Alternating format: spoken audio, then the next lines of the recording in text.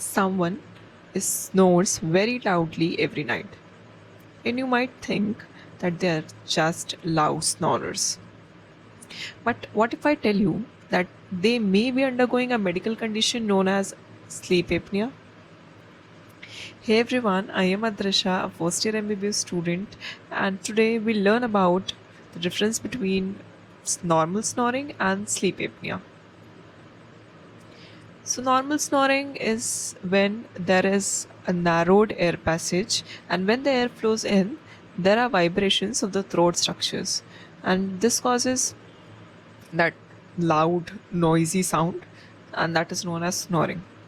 It is normally non hazardous and occurs occasionally, like if you are very tired or you have cold or you're sleeping on your back. It's normally observed in such conditions.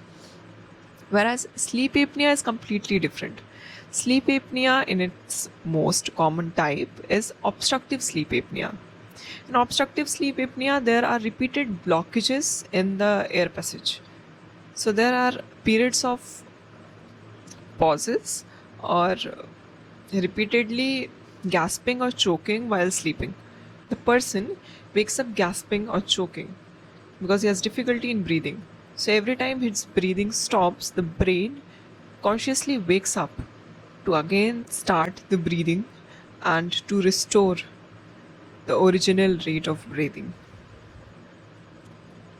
Sleep apnea is important because it leads to like stroke, heart diseases, type 2 diabetes mellitus, and daytime fatigueness.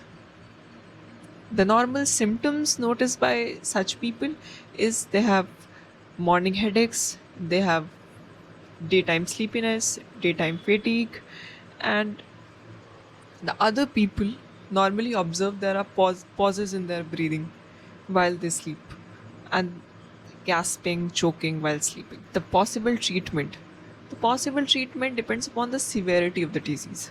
If it is mild, lifestyle changes may work.